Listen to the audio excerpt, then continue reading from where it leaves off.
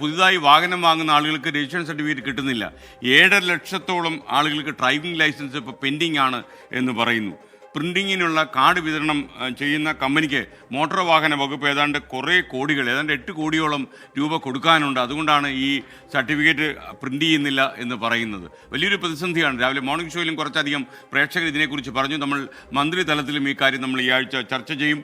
എന്നാലും ഇപ്പോൾ ഉള്ള പ്രതിസന്ധി ഇങ്ങനെയാണ്. രേഖകളില്ലാതെ വാഹനവുമായി നിരത്തിലിറങ്ങിയാൽ കാത്തിരിക്കുന്നത് കനത്ത പിഴ. എന്നാൽ അർഹതപ്പെട്ട രേഖകൾ ചോദിച്ചാലോ മോട്ടോർ വാഹന വകുപ്പ് കൈമലർത്തുന്നു.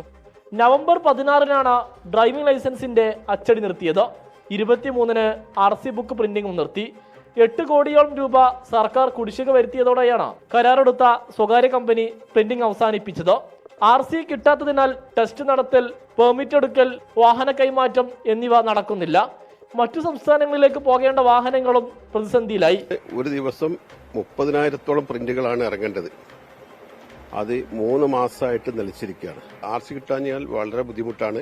പോരാത്തത് 45 രൂപയാണ് പിന്നെ പോസ്റ്റൽ ഫീസായിട്ട് വരുവാകുന്നത്.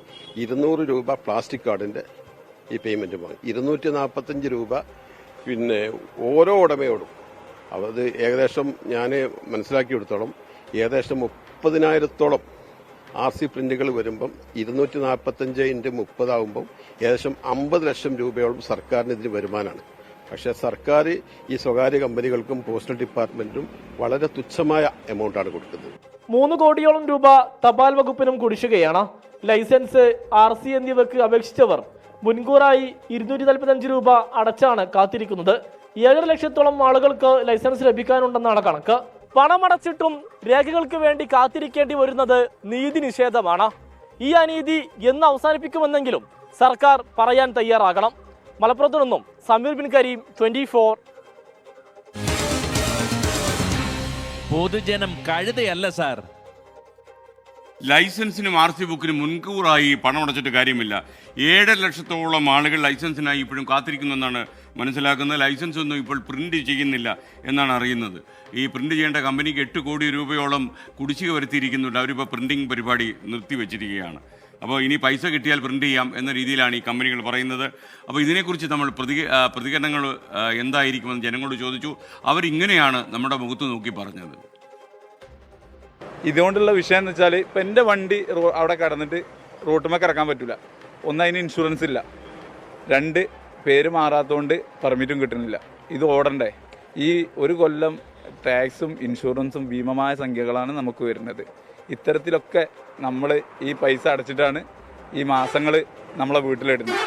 ഇതിന് അന്വേഷിച്ച് ചെല്ലുമ്പം ഒരു സർക്കാരിൻ്റെ ഒരു ഉത്തരവാദിത്തത്തിൽപ്പെട്ട ഒരാളും മറുപടി പറയണില്ല. എല്ലാവരും കൈയൊയ്യുക. നമുക്ക് ഈ RC നമുക്ക് പേര് കൃത്യസമയത്ത് കിട്ടാത്തതിൻ്റെ പേരിൽ ഈ RC കിട്ടിയെങ്കിൽ നമുക്ക് ഒരു സെക്കൻഡ് ഹാൻഡ് വണ്ടി എടുത്ത് നമ്മളെ പേരിലേക്ക് മാറിക്കഴിഞ്ഞാൽ ആ RC കിട്ടി 15 ദിവസത്തിനുള്ളിൽ നമ്മളെ ഇൻഷുറൻസ് നമ്മളെ പേരിലേക്ക് മാറ്റേണ്ടതുണ്ട്.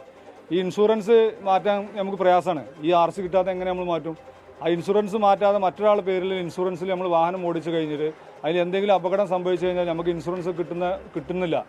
അതാ വേറൊരാളെ പേരിൽ RCയും ഒരാളുടെ പേരിൽ ഇൻഷുറൻസ് ആകുമ്പം അതിനൊക്കെ പ്രയാസങ്ങൾ നമുക്ക് നേരിടുന്നുണ്ട്. 2 മാസമായിട്ട് ഇപ്പോൾ ലൈസൻസുകളൊന്നും കിട്ടുന്നില്ല. അപ്പോൾ വണ്ടി കച്ചവടത്തിനടക്കം പല എല്ലാ മേഖലയും ബാധിക്കുന്ന, അതായത് RCൻ്റെ പ്രിൻറ്റിങ് കിട്ടുന്നില്ല, ലൈസൻസ് കിട്ടുന്നില്ല, എല്ലാ മേഖലയും ബാധിക്കുന്ന ഒരു പ്രശ്നമാണിത്. അപ്പോൾ ഇതിനുള്ളൊരു പരിഹാര മാർഗം പെട്ടെന്ന് കാണണം എന്നുള്ളതാണ് നമുക്ക് പറയാനുള്ളത്.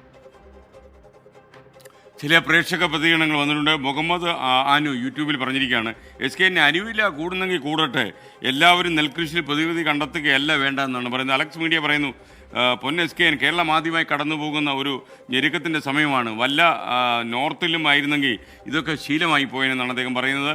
അതുപോലെ രാജേഷ് രാജൻ പറയുന്നു, വിദേശ സർവകലാശാല വരുന്നതോടെ പുറത്തേക്ക് പോകുന്ന വിദ്യാർത്ഥികളുടെ എണ്ണം ഒരു പരിധി വരെ നമുക്ക് കുറയ്ക്കാൻ കഴിയും. സർക്കാരിൻ്റെ കൃത്യമായ നിയന്ത്രണം പക്ഷേ വേണമെന്നാണ് അദ്ദേഹത്തിൻ്റെ അഭിപ്രായം. അപ്പോൾ ഇതൊക്കെ യൂട്യൂബിൽ വന്ന ചില കമൻറ്റുകളാണ്.